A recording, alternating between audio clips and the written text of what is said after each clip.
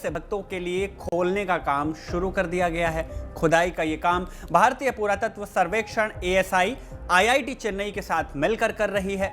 खुदाई का ये काम मंदिर के एक हिस्से जगमोहन माने सभा मंडप में चल रहा है, जिसे 1900 से 1903 के बीच ब्रिटिश इंजीनियर्स ने रेत भरकर बंद कर दिया था। लेकिन ऐसा किया क्यों गया? एक मंदिर को बनाने में 1200 कारीगरों को 12 साल क्यों लग गए? और इस मंदिर की बनावट में ऐसा क्या था जो समुद्र से आने वाले जहाजों को अपनी तरफ खींच लेता था?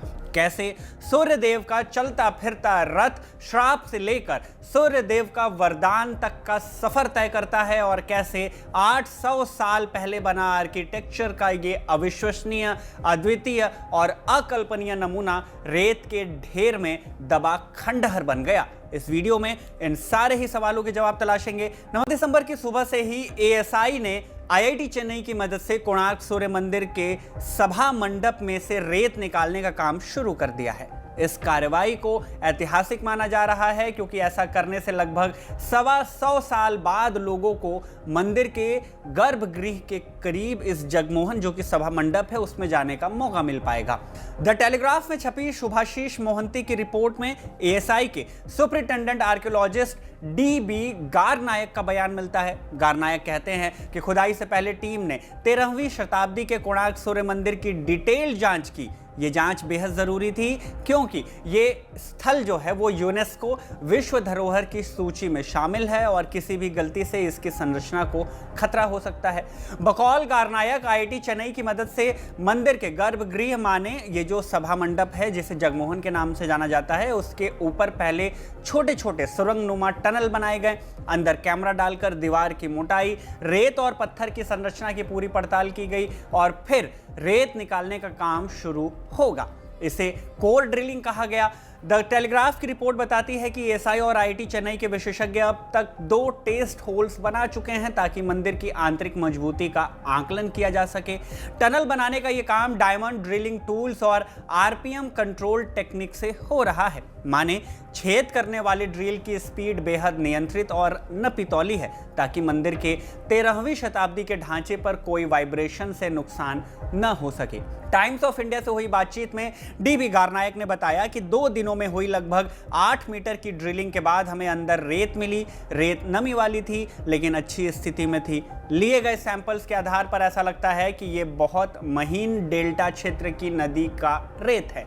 रेत में मौजूद नमी की मात्रा की जांच ASI कर रहा है, जबकि विस्तृत परीक्षण के लिए रेत को IIT मद्रास भेज दिया गया है। इन कोर ड्रिलिंग्स में से एक छेद लगभग 9 मीटर गहरा और 16 सेंटीमीटर व्यास वाला है, जिसे जगमोहन के पश्चिमी हिस्से में, जो कि बंगाल की खाड़ी की ओर पड़ता है, उधर बनाया गया। ये तो अभी तक की कार्यवाही की बात हुई, लेकिन इसी कार्यवाही से सवाल उठता है कि इसकी नौबत ही क्यों आई?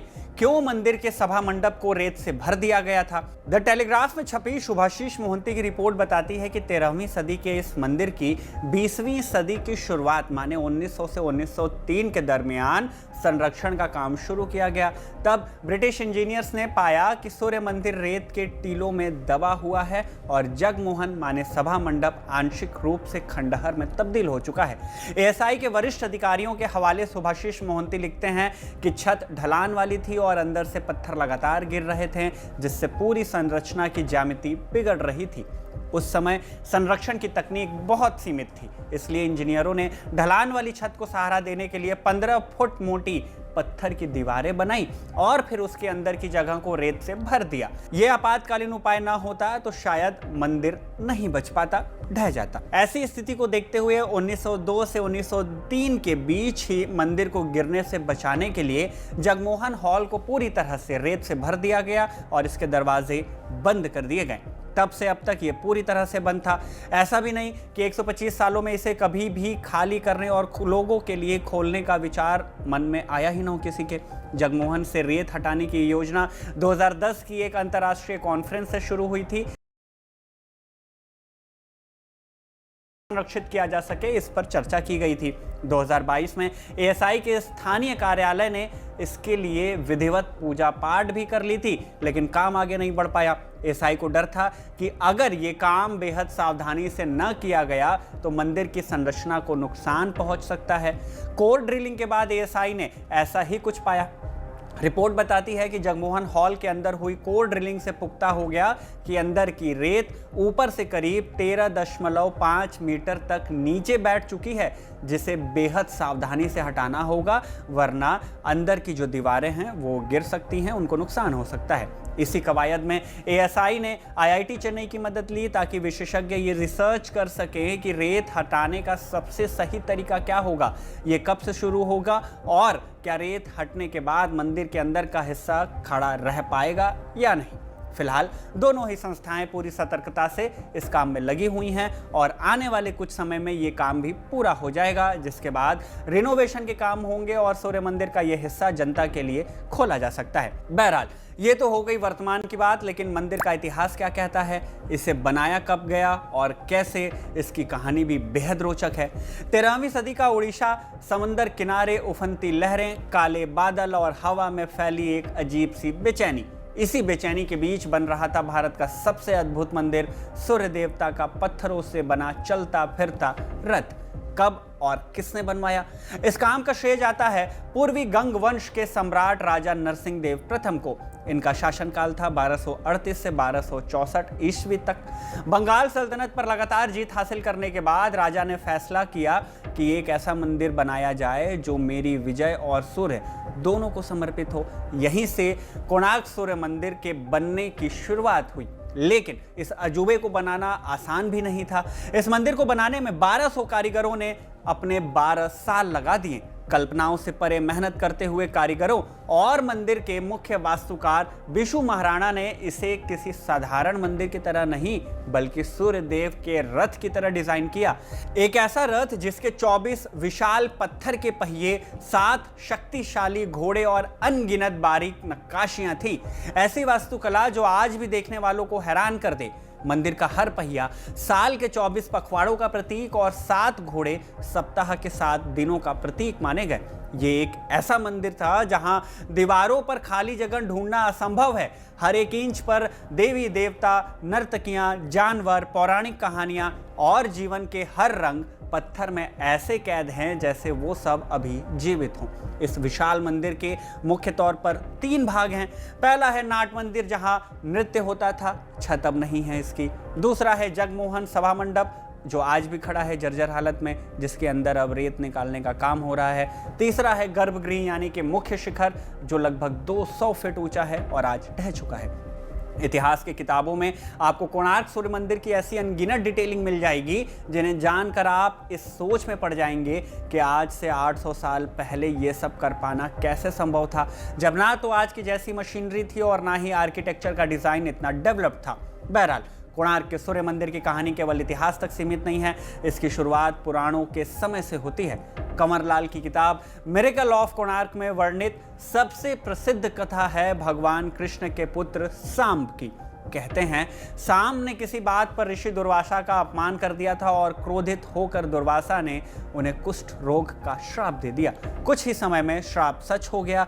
दुखी सांब को भगवान कृष्ण ने सलाह दी कि वो सूर्य देव की तपस्या करें जो उन्हें इस रोग से मुक्ति दिला सकते हैं। सांब महल छोड़कर चंद्रभागा नदी के तट पर पहुंचे। यही वो जगह है जहां आज कोणार्क मंदिर स्थित है। उन्होंने कई सालों तक कठोर तपस्या की। एक दिन नदी में स्नान करते समय उन्हें सूर्यदेव के दर्शन हुए। सूर्यदेव उनकी भक्ति से प्रसन्न हुए और सांब को रोग मुक्त कर दिया। कथा का एक रूप ये भी कहता है कि सांब को अपने ऊपर घमंड था, अपने रूप पर घमंड था। देवर्षि नारद ने उन्हें उकसाया कि वो कृष्ण की रानियों को स्नान करते देखें। ऐसा करने पर कृष्ण ने क्रोध में उन्हें कुष्ठ रोग का श्राप दिया।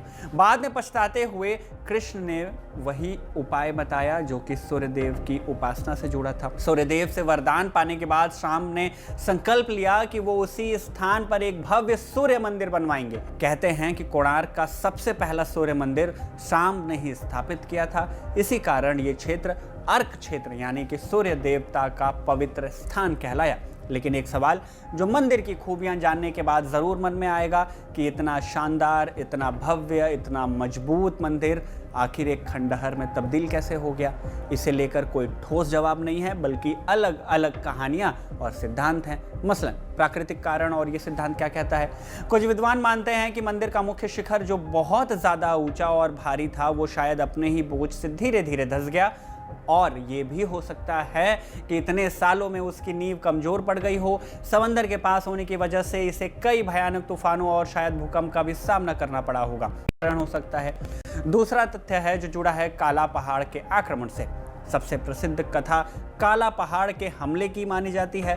थॉमस डोनाल्डसन जैसे इतिहासकार मंदिर की वर्तमान स्थिति को 16वीं और 17वीं सदी के नुकसान से जोड़ते हैं। काला पहाड़ यानी कि काला चंद रॉय बंगाल सल्तनत का सेनापति था, जिसने उड़ीसा पर हमला किया था और राजा मुकुंद देव को मारकर कई मंदिरों को नुकसान पहुंचाया था। उसका नाम पूर्वी भारत में मंदिर तोड़ने वाले के तौर पर कुख्यात रहा।